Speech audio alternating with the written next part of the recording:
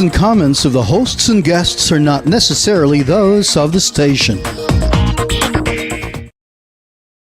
Hello, Philippines. This is Lecain with World News Jam. We bring you the most interesting stories from around the world each week. We just don't give you the news, but we tell you the story behind the news, as well as read and answer your questions in an entertaining and easy to understand way. So please join us on DZRJ 810 AM Radio Bandito TV and get yourself updated with all the interesting news of the week from around the world right here on DZRJ's World News Jam. Watch and listen to World News Jam every Sunday from 7 p.m. to 8 p.m. airing on Sky Cable Channel 224 and on all DTT boxes, simulcasting online on Facebook and YouTube. Listen and watch on your mobile devices. Just search DZRJ Radio Bandido.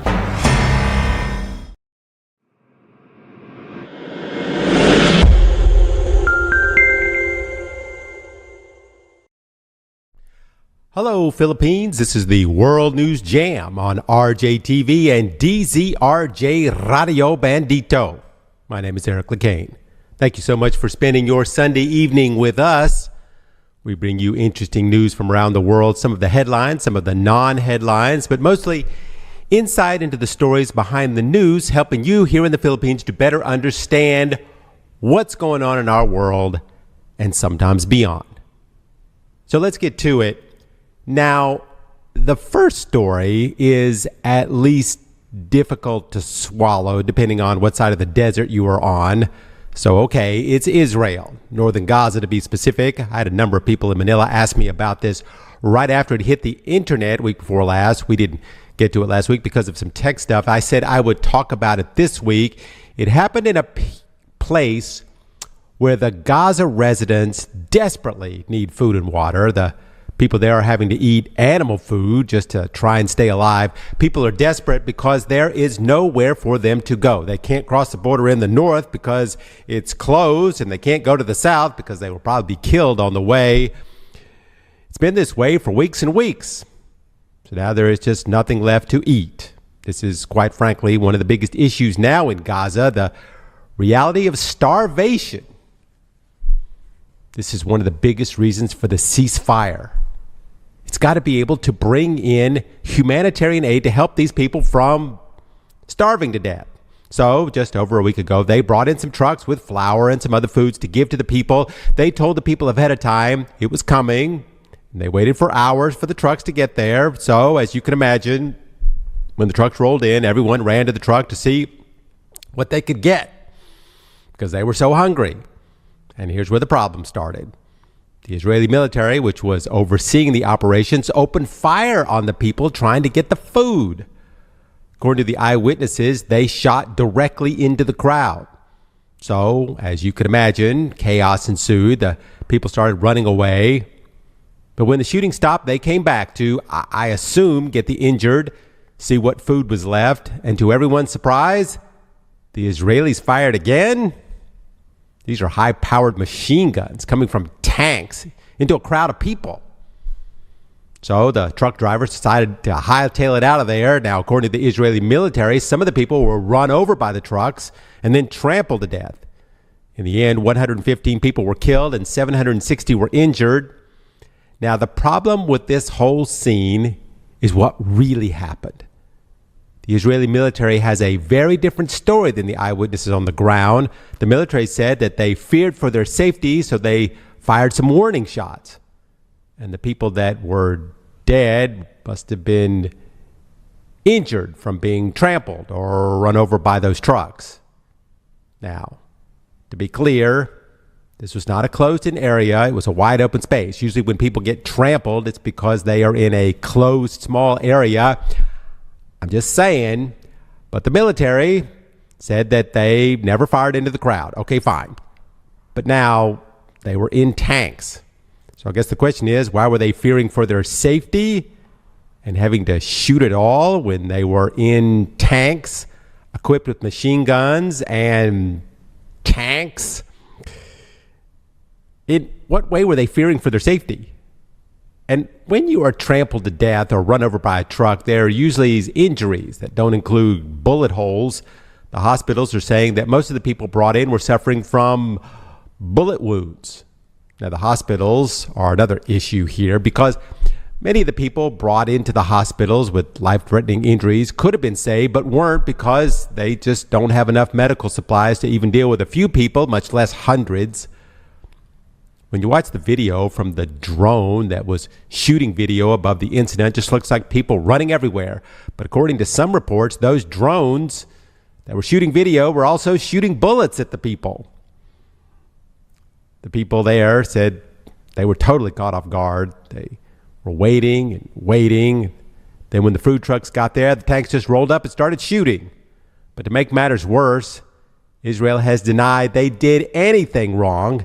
And to make it even worse than worse, there are reports of celebrating in the streets of Israel. Now, in the middle of all this, officials from multiple countries are trying to negotiate a ceasefire between the Palestinians and the Israelis. So I wonder how that's going to work out now. How is the U.S.'s plan to fix everything going to work now? So just after this incident, President Biden, while eating an ice cream cone, said that the ceasefire agreement was very close. In fact, maybe even Monday, he said. But what about now? The U.S. wholeheartedly supports Israel. In fact, money from the U.S. most likely supplied those tanks, the ones that were used to kill the people. Right now, Biden is saying that he doesn't agree with the recent path that Israel has taken, but that doesn't seem to be enough for some people. In the U.S. presidential nomination election that was going on now in the U.S., Biden pretty much has won, but not without some people showing their dissatisfaction for the current president. Some of the votes in Michigan nomination primary, in fact, more than 100,000 people there in the Democratic primary cast their vote for uncommitted. This was a well-announced protest vote against Joe Biden for the handling of the Palestinian conflict. Many before believed that the U.S. should stop supporting Israel like it has and pressure them into allowing Palestinians to have their own state, to stop giving aid to Israel to buy weapons, or in other words, kill innocent people. I mean, as of now, Israel still says it must protect itself. They lost 1,200 civilians in the attack by Hamas, that this is true. However, since the attack, Israelis have killed 30,000 Palestinians. Not Hamas, Palestinians, many of which are women and children, and have cut off the aid to the Gaza region that has resulted in children being brought to the hospital for things like malnutrition and dehydration. I mean, in this world we live in today, no one should ever die from lack of food, right? However, this is what has happened. Just a few kilometers away from this area of starving people is one of the most beautiful, richest cities in the world. This is where the criticism is coming from about the U.S. Should the U.S. keep giving Israel blank checks? Are they tipping the scales in what would normally be a bit more even? The U.S. has given knowingly or unwittingly the power to Israel to kill non-military citizens, and they are using that power. I mean, the question's being asked right now, does Netanyahu really want peace? Is the war helping his dismal popularity? There are people in Israel that are happy about the massacre that had happened. I've been watching multiple interviews with Israelis. I saw one woman saying that once this war is done, Israel should immediately move into Gaza and take over and make settlements. Maybe now we can understand why people are saying what is happening to the Palestinians is not fair. That it's really the U.S. that is causing many of the problems in Israel because of the so-called blank checks that they are giving the government. Like I have said before, maybe this war was actually very good for Netanyahu. If he did not move the military to the West Bank, leaving the area next to Gaza unprotected, where would we be right now? He faces some pretty hardcore criminal charges. But after this week, he could be looking at war crimes. Right now, the Palestinian Foreign Ministry has called on world leaders to impose sanctions on Israel and force it to protect its civilian population. Of course, the Israeli military would be protecting the Palestinians from the Israeli military. So right now, the U.S. is in a very icky-sticky situation. They need a ceasefire because the world demands it. But their fighters, the Israelis, they're not always playing by the rules. Every time their benefactor, the U.S., says do this or don't do that, they say, yes, boss, but then they do the opposite. Trying to find a peaceful solution when demands from both sides are quote unquote non-negotiable. Seems like there's no light at the end of this desert tunnel. And 115 were killed trying to get flour because they are starving. And someone's lying about the whole thing. Maybe it's time for the U.S. to put down its ice cream cone and be the adult in the room and stop this family feud before the whole neighborhood gets involved. This is Eric Lecain on the World News Jam on DZRJ. This week, the President of the U.S., Joe Biden, delivered his State of the Union address. Now, this was a big chance for Joe Biden to help his low poll numbers because he was live on TV for an hour. Not an interview. This was just good old Joe talking to the American people. Since President Biden will clearly be the Democratic nominee for president, it would probably be his last big TV appearance before the presidential debate, which will be against the Republican nominee who is, can you guess it, Donald Trump. Going into his speech, Biden had one clear issue he needed to clear up.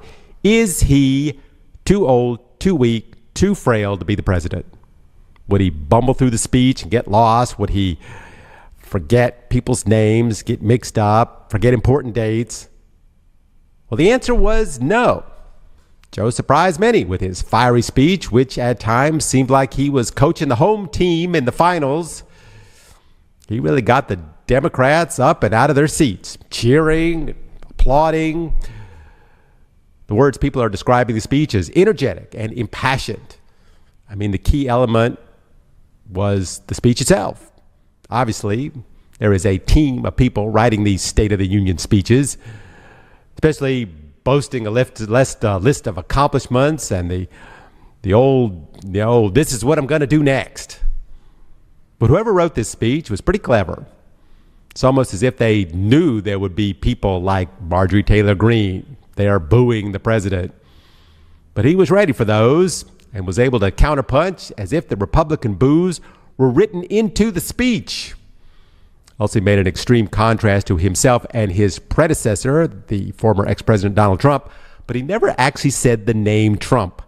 He pointed out that he's protecting the U.S. from Putin, which his predecessor is saying that Putin can do whatever the hell he wants to the Europeans. Now, his predecessor failed to deal with the pandemic, did little to combat China. He's trying to rewrite history of January 11th. But after all that expected blasting of the ex-president came his accomplishments. Of course, the economy was the biggie. How in 2020, the economy was on the brink of collapse, which is kind of true. The economy was in a horrible place when he took over, and it stayed in a horrible place while he was president until just recently, when things have started to turn around. The stock market is way up. Inflation is actually dropping. Unemployment is also down. Job numbers are up. But the issue Biden still has is the average Joe in America listening to Fox News still doesn't believe any of this is true. Biden lashed out at the media saying that his economic recovery was the greatest comeback never told. And of course, Biden had to bring up abortion and how the U.S. Supreme Court overturned a federal right for a woman to choose whether she wants an abortion or doesn't. Trump is taking big credit for this. However, right now, this decision by the U.S. Supreme Court is very unpopular with the American public. He even said to the Supreme Court, who was sitting right there, "My God, what freedoms will you take away next?" Oof. He said he would fix the abortion issue if Congress were to switch back to Democrat. in the next election. He also ran after the issue of the border. Of course, Republicans blocked the bill to fix the border problem that they partly wrote because Trump didn't want Biden to have that accomplishment. Biden called on Republicans to sign the bill and do what is good for the country, not what will get Trump elected. Now, Trump has vowed that if he is president, he will set up prison camps where migrants will be put, similar to those camps for the Japanese during the World War II, if you remember. But in any case, Biden managed to project a vision of strength that we haven't seen from him very much. But the one thing he did that usually don't do in one of these speeches is go after your opponent. Not so much on policy, but as a threat to the entire country, the Constitution, the democracy itself that the United States has. In the end, Biden's poll numbers have made a bit of a jump. But in the end, most of this election is not really going to be about policy or electing Biden. It's going to come down to, will I vote for Trump or will I not vote for Trump? Biden is just the 81-year-old man that's trying to warn us not to vote for Trump. This is Dr. Lecain on the World News Jam. Just to follow up on the Russian opposition leader, Alexei Navalny. As we talked about a few weeks ago, he fell over dead while taking a walk in the Siberian prison where he was serving a sentence for basically being who he is. Or according to the Russian courts and extremists. Well, last week we talked about his mother, who was having trouble getting his body back to have a funeral. She had been told that if she didn't agree to have a private secret funeral for her son, that he would be buried somewhere in the Arctic Circle and she would never be told where. But this past week, they finally returned her son's body to her. She planned to have the funeral near where Navalny grew up. However, to start, there were problems with picking up the body. The hearse company they hired suddenly canceled. And when they called other companies, they also said, well, we can't do it. We're too busy, but only after they said the name Navalny. They also had big problems getting someone to dig the plot of the cemetery to put the body. Of course, no one wanted to do it for fear of a reprisal from Putin's people. It's just too great. But getting people to come to the funeral, that was not a problem. With the possibility of being arrested, thousands of people attended the funeral. Memorial services around the country from the Nazi were banned, and attending any such service would be met with arrest, most likely jail.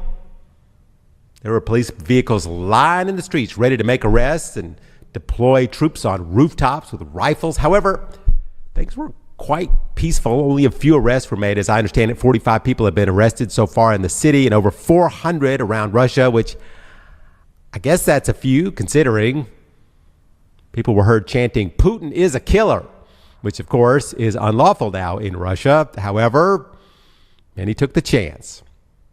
CNN Russia was there to broadcast the funeral live. However, just before the funeral was about to start, the CNN feed was cut. Then as soon as the funeral ended, the live feed was returned. But moments after the funeral, pictures and videos started appearing on the web. His mother, who spent a week trying to get the body of her son, was seen in the front row of the funeral holding a candle. His wife, of course, could not be there as she is exiled from the country. Many believe that the death of Navalny might in many ways unite the country of Russia together against Putin. However, most seem discouraged because currently, if you speak out against Putin or in defense of Navalny, you can be arrested, sent to prison. Now, just recently, Navalny, who himself was in prison for being an extremist, was in the middle of a possible prisoner swap. 2 U.S. citizens and Navalny were very close to being swapped for a Russian named Vadim Krasikov. He's currently serving a life sentence in Germany for the assassination of a Georgian citizen. Putin had actually referred to this in the recent interview with Tucker Carlson, where he talked about making an exchange for an American prisoner with a Russian who is being held in a U.S. allied country for liquidating a bandit. Liquidating a bandit is another term for assassinating someone. And so it's believed that the statement is about the Russian being held in Germany. Now, many seem to believe, as the negotiations were getting closer, Putin stepped in and said no. to this whole prisoner exchange. And supposedly it was at that point that he ordered Navalny to be killed. They believe that Navalny doesn't carry the weight that he used to, and that most people wouldn't care if he accidentally died one day. But what was the final cause of Navalny's death anyway? Why would a seemingly healthy 47-year-old just fall over dead accidentally? Well, the death certificate says he died of natural causes. But there's a report out now that he had a blood clot. That caused his death. But there's also the idea that he might have been the victim of something called the death punch. Something that supposedly certain members of the Russian KGB are trained to do. It involved a single punch to a very specific part of the chest and can cause immediate death. And there was a bruising on Navalny's chest that would indicate that this technique might have been used. And yes, this is a real thing. The KGB used it with their Special Forces division. They are trained operatives to kill a man with one perfectly placed punch to the chest. The story goes that once the order was given to kill Navalny, they kept him outside in extreme cold for about 2 hours to weaken his system, slow his blood flow. Then the single punch was given. There are multiple reports from former prisoners that the Gulag prison that they were all held in, there's several guards there that know how to deliver this punch, as they have killed several others with it. The doctors at the prison refused to do an autopsy for fear that they would become the target later for changing the reports or a government investigation.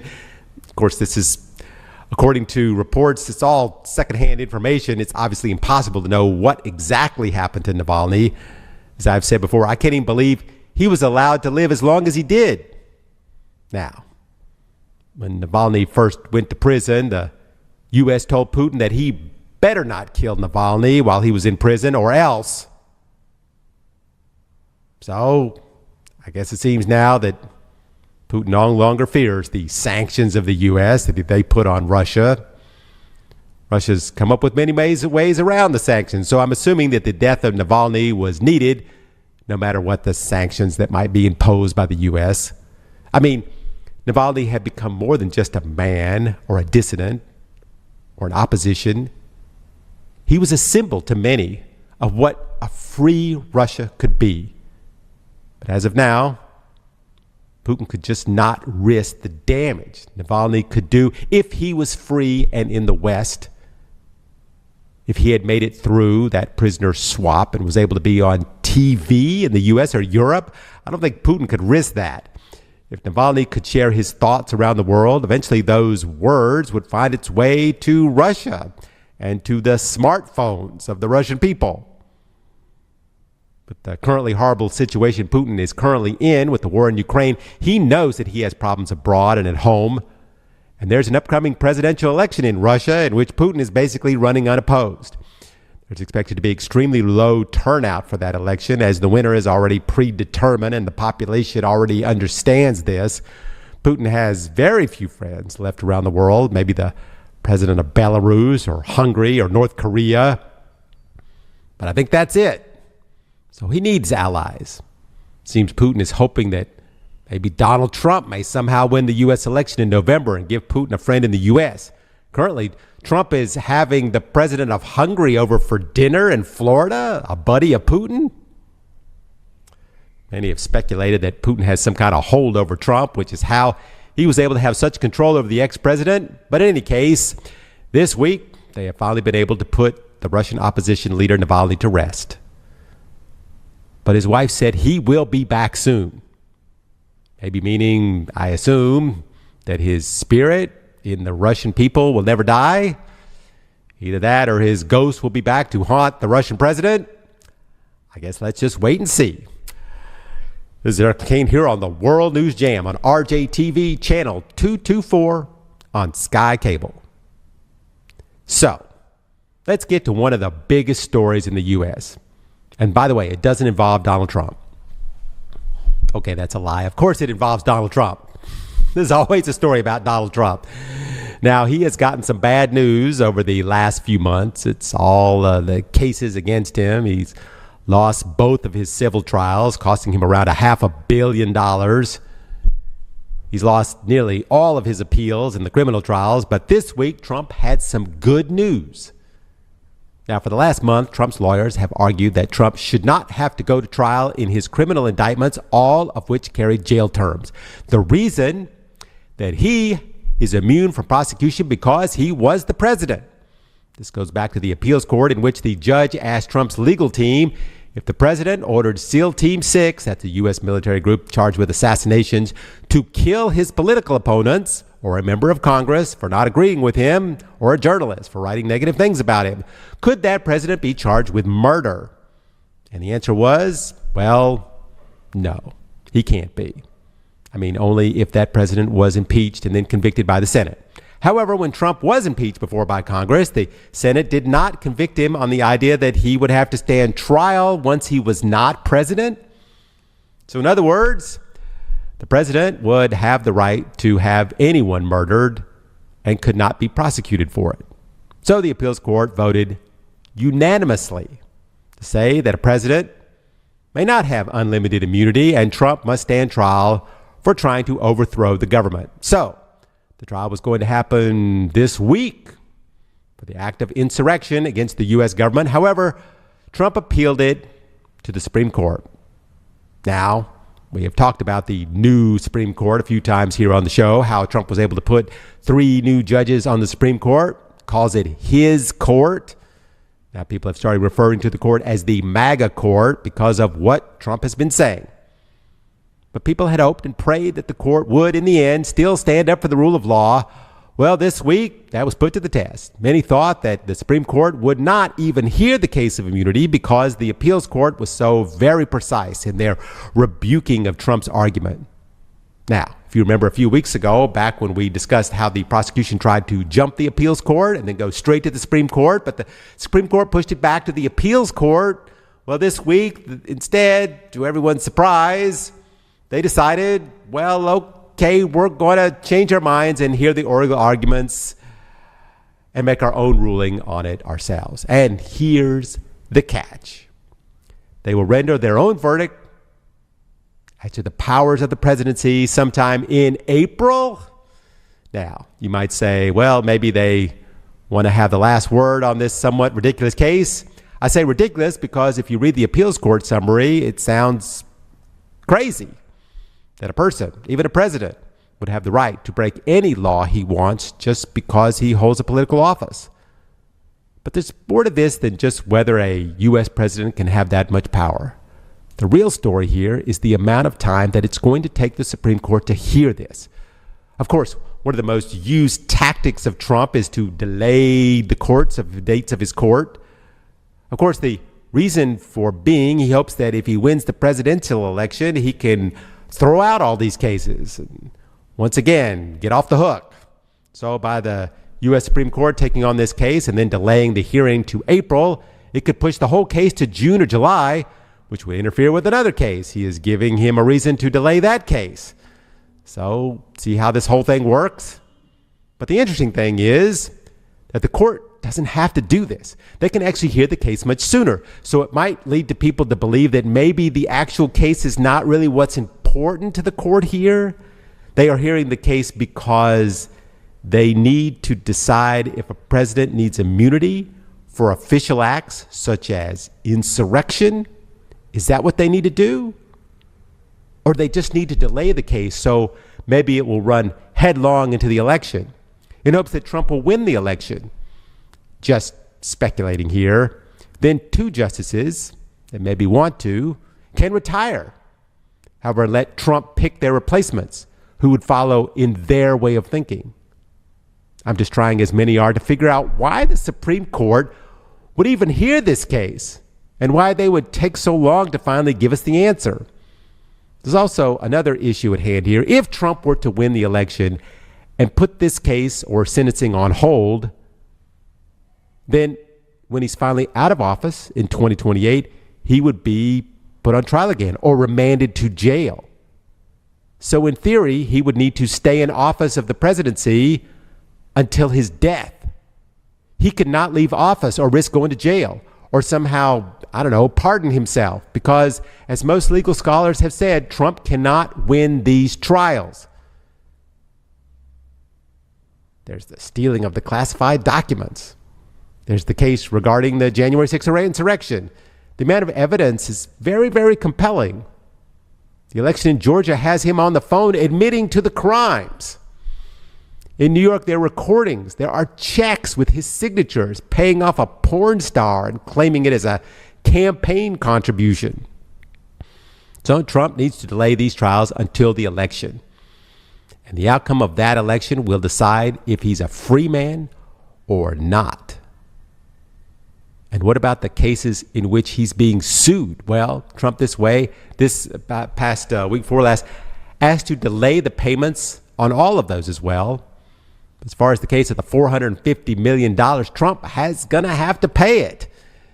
He asked for a deal from the court that maybe he can just pay $100 million for now. So the judge was like, okay, this is not a barter system. We can't make a deal after the trial is already over. You still have to pay. The problem is that Trump doesn't seem to have enough money. He actually is short quite a bit. So the prosecutor said, well, if he doesn't pay by the date of the court set, then she will use all the power granted to her to start seizing his assets, meaning his buildings. Now, here's the problem with that. Trump has loans on nearly every single building he owns.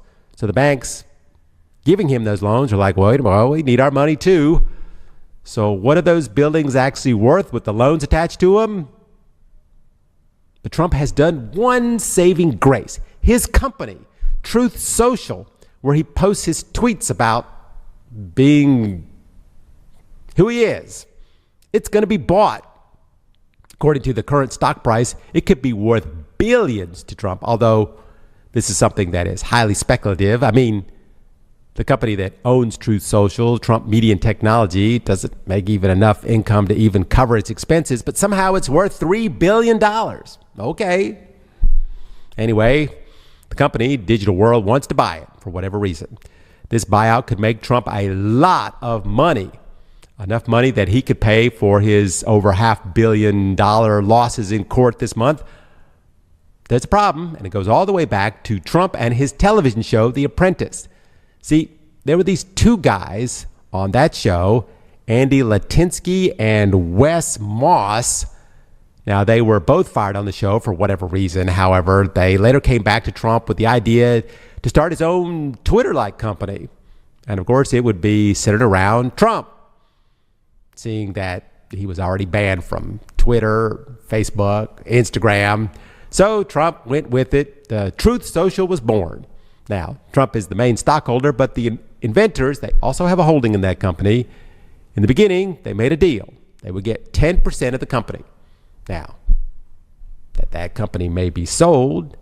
Trump, being Trump, is trying to cut them out of their 10%. Anyone surprised about that? Trump is attempting to dilute their stocks just before the merger takes place.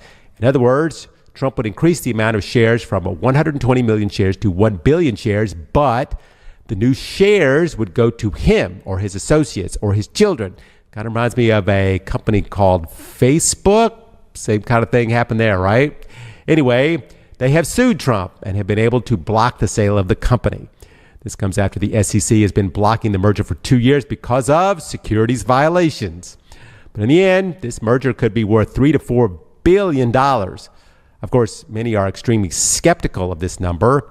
It's been described by several in the business world as one big scam because its claim of 9 million users, well, are all those 9 million users real people?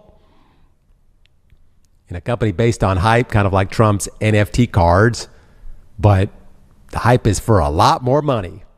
But in any case, the chances of Trump cashing in on this merger in time for the due date of his $450 million bill is looking less likely. So the big question is, where could the money come from? There are several banks looking at the possibility of putting up a bond. However, again, the big question is collateral. What building could be used? How much debt is on it? And most importantly, what is it worth? Is it worth what the market says it's worth? Or is it worth what Trump says it's worth? Or is it worth less than both because it's a Trump building? In any case, Trump will probably find out if he can pay his bill. About the same time, he will find out if the Supreme Court will grant him blanket immunity for being the president. Trump has been able to get himself out of so many court cases in the past. So many are asking, can he get out of these? Well, he's definitely tried. This is Eric Lecain on Radio Bandito. Thank you for spending your Sunday with us here on The Jam, talking about stories going on around the world. South Korea has recorded a record number of Russians visiting their country and seeking asylum. Seems applications are up 5 times what they were last year. It is the largest group to ever seek refuge in an East Asian country. According to the Koreans, accents want to become Korean citizens. Well, number one, they say religious persecution, followed by political persecution. That all makes sense. Then followed by social group persecution. I guess that's basically for being gay, I'm assuming. And of course, race. But if you think about it, this vast exodus to Korea started 2 years ago in the beginning of the Ukrainian war, which is around the same time that Russia started to require all men of age to enlist in the military. Many of the Russian men were simply just don't want to risk their lives by being sent to the Ukraine, where hundreds of thousands of Russian military have been killed already. Now, Korea doesn't just let in anyone. They have to believe that you really need asylum and that your life could be in danger if you were to return. But that's up to Korea.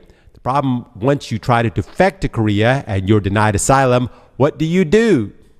Kind of hard to return to Russia, where you are now most likely going to be in prison for trying to defect or killed. 5 men tried to get out of their military service by flying to Korea. However, they were denied asylum. So they just stayed in the airport for 5 months, just sleeping in the terminal and taking a bath in the bathroom, living on handout meals from other passengers. Eventually, they let 2 of them leave the airport into Korea. One of the others was planning to go to Kazakhstan, but now Kazakhstan has started deporting Russians back to Russia for fleeing the military. On a side note, let me just say, Russians are also flying into Mexico and are trying to jump the fence at the Mexican border to get into the U.S. From 2022 to 2023, they think 22,000 Russians were caught trying to enter the U.S. at the border. There is currently estimated that 1 million Russians have left the country trying to seek asylum somewhere in the world. But those heading to Korea are not exactly met with open arms. Of the 5,750 to 5,950 cases evaluated last year seeking asylum, only 101 applicants were granted refuge status. There's many just waiting and appealing. Now, let's contrast this a little bit with the number of North Koreans trying to defect to the South. In 2023, there were 196 defectors coming in from North Korea. Unlike the Russians, which are mostly men, the North Koreans, 80% are women. Now, some of those were actually diplomats that were on trips outside the country. Once they saw what the world was like outside North Korea, they decided never to return, to choose to resettle themselves in South Korea, where they can have a cell phone and air conditioning and food. Here again, just like in Russia, once you make the choice to defect, if you get sent back, you will most assuredly be put in prison, in which you will be placed in a re-education camp, and yes, sometimes you will just be executed. Yes, in a somewhat related story, South Korea has accused North Korea of selling weapons to Russia for the war in Ukraine. You think South Korea has just let the world know that secretly the North, under the darkness of night, is supplying weapons to Russia? Well, this seems like it might be obvious to a lot of us. Russia and North Korea have become very close friends lately, or should I say Putin and Kim Jong-un. I mean, you have 2 countries that are both cut off from the Western world. Supposedly neither can buy or sell almost anything to anyone. And since Russia is in a war and North Korea's biggest commodity is weapons and bullets, go figure. I mean, North Korea needs to sell its weapons to pay for food, and Russia needs to buy weapons to shoot them at the Ukrainians. But South Korea is saying this is a much bigger business than anyone would have ever imagined. Right now, the Ukrainians are having a hard time supplying itself with weapons because the U.S. is having a hard time to decide if they want to keep selling the weapons to them.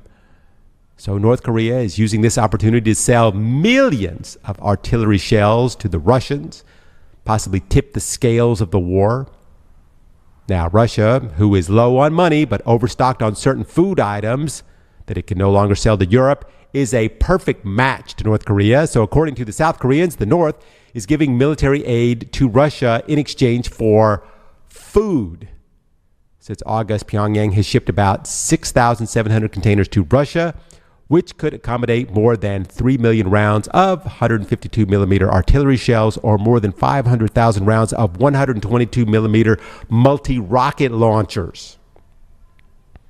According to the South, North Korea has cut its normal manufacturing to around 30% of capacity. Simply doesn't have enough raw materials and electricity to run them. However, the factories making weapons and artillery shells, well, they are working currently at 100%. This is maybe why Russians' offensive attacks in Ukraine have gone up sharply in the past month.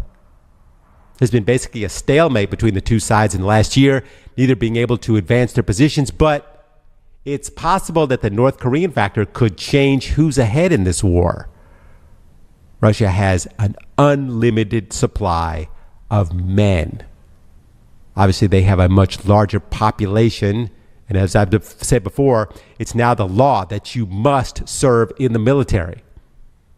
Russia will send in waves of men knowing they will suffer massive casualties. But this is how it seems they are wearing down the Ukrainians. And the Ukrainians are currently running out of bullets. They have already lost certain cities because of ammunition supplies. And the president of the Ukraine has already come out and said that millions will die if the U.S. Congress does not approve the request for aid. If the U.S. can't deliver on its promises of aid and North Korea continues filling Russian weapon orders, this partnership between Russia and North Korea could be the turning point in the war. So maybe South Korean accusations are maybe something the West needs to be paying attention to. Did you ever think before that Russia could win this war because of North Korea? How funny or not funny is that? This is Lecain on the World News Jam. Here's a follow-up story I did a few years ago. It was December 9th, 2019. Large group of tourists in New Zealand wanted to see a live volcano. And well, there's a live volcano in New Zealand on the island of 𝗪𝗪𝗃, where there's an active volcano which you can walk right up to. There have been tours going there for years, but it's an active volcano and it had erupted in the 1980s and had an eruption in 2000. But still, since then, things have been okay. The problem was that on November 18th, 2019, there was a pretty sizable earthquake, 5.9 magnitude, lasting around 1 minute. Which, if you've ever been in an earthquake, which I have from living in the Philippines, it's a crazy long time. And even though it was on the island, people felt it all the way to the northern part of New Zealand. Now, an earthquake like this can be a general warning sign that a hydrothermic eruption may be coming. But as we know, even with all our technology, animals are still a better way of predicting earthquakes than we are. But anyway, the White Island Tours company that takes people to look in the volcano decided to continue with their tours anyway, although they did put on their website that currently the island was on a level 2 alert. So there was a slight chance of an eruption, so that even if there isn't an alert, there's always the chance of an eruption, maybe. Now, the GNS science company monitors the island with cameras and a seismograph and a microphone to try and help predict when an eruption might be coming, which is why the alert level 2 was up.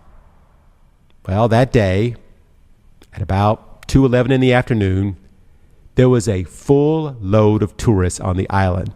A total of 47 people. They were on the island. 38 of which were tourists from a cruise ship that was just offshore.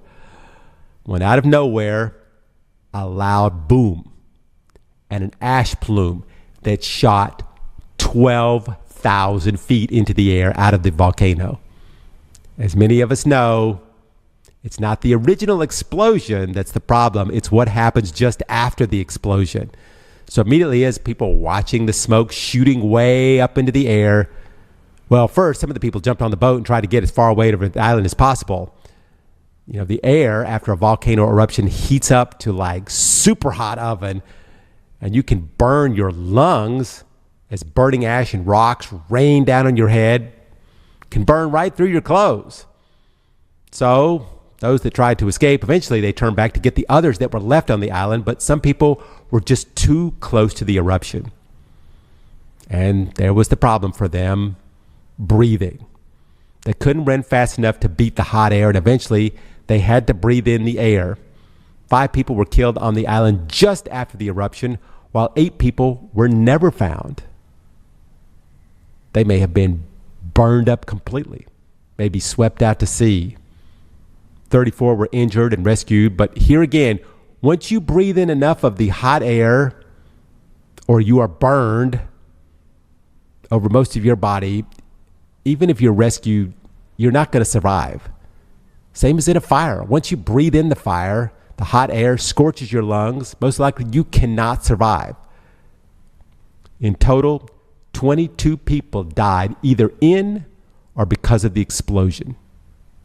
Some of the bodies recovered had to be identified via dental records and fingerprints. They even had to get DNA from the cabins on the cruise ship of some of the people missing in order to figure out who they actually had found on the island. In December of 2022, the survivors returned to the island, to the place where they put a memorial plaque to honor the people killed on that day 3 years before. But the question to figure out, was someone responsible for all those deaths? Was it the owners of the island or the tour operators? Was it about the science company on the island to warn the people? So the New Zealand authorities, they went after everyone. The owner, the tour operators, science company, emergency response crew, the helicopter tour company, 13 in all. And on March 1st, 2024, the verdicts came down. And we have found out what they are. Basically, everyone was responsible. The tour operators, the owner of the island, $1.6 million in fine and $6.2 million in restitution to the injured victims and the surviving family members of the 22 people killed. Several of the burn victims testified in the case saying that the island owners had warning signs of a possible eruption and did nothing to tell them in any way, and that the tour operators had failed to conduct adequate risk assessments for them. The judge said the operators had failed to seek advice from volcano experts and failed to appreciate the unpredictability of an eruption, leading to an incorrect assessment of risk mitigation. The owner of the island, meanwhile, failed to make sure that the operators have examined the risk properly. Now, the owner of the island said that they currently have no money, no assets. However, the judge said, well, you've profited handsomely from your tour operations, and so you have a moral obligation to pay somehow. In the court testimony, one of the tourists testified that it was like someone heated up a bunch of needles to iron hot and then stuck them with it. She said it was like opening a hot oven, 1,000 times worse. Another said that he was completely surrounded by the heat, which is estimated to be around 100 degrees Celsius. That's 212 degrees Fahrenheit.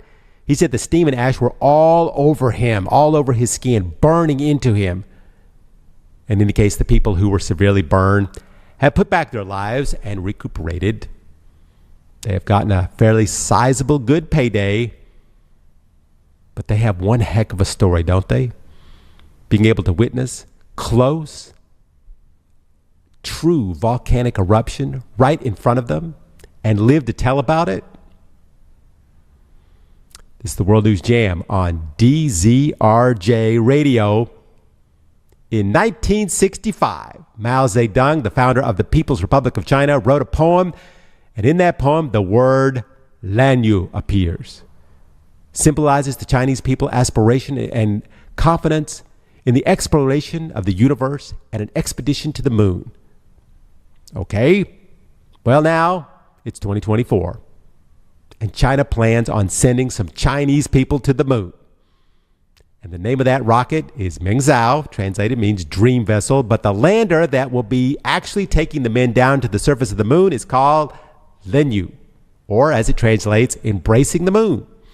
There's also a super heavy lift carrier rocket named Long March 10, which translates to Long March 10. Anyway, China is saying that by 2030, it will put Chinese people on the moon and become the second country in history to put men on the moon. The Dream vessel that will ferry the men to the moon is a 90-meter rocket. Now, this is not the rocket that crashed into the moon in 2022. If you remember on the show, we talked about the rocket that crashed into the moon that had been flying around up in space for years, and everyone kept saying, "Looks Chinese." But the Chinese kept denying that it was theirs. Astronomers said, okay, well, maybe it's one of Elon Musk's rocket stages that got away from him. But in the end, it was Chinese. But this is not that. This is a rocket that the Chinese are admitting they are making. The president, Xi said that it's the Chinese dream to rejuvenate the country and attain a place of power and prestige globally, including the technological capabilities that we have. It's been known that China wants to have access to the moon's resources before anyone else, so they have a long-range plans for the moon and beyond. But of course, just like last week's story on the U.S. space program, everyone wants to get to the moon. Of course, the U.S. just landed an unmanned spaceship on the moon last week, but they have a plan in 2026 to put people on the moon, set up a moon base. And this past January, the Japanese ship landed on the moon with its robot, the Moon Sniper. That was the third trip for the Japanese. Of course, China has put several rockets on the moon on purpose. In 2019, China became the first country to land on the far side of the moon, and they have another mission planned for later this year. But putting robots on the moon is one thing. Putting people on the moon is another. China has the idea by 2040 of putting a permanent international research station on the south pole of the moon. Now, the U.S. has a similar goal, so let's see how this all works out. Also, India has its own ideas for the moon, including sending rockets to the moon. So let's see. I know I joked last week that I hope the trips to the moon are cheap enough that when I get older, I can afford it.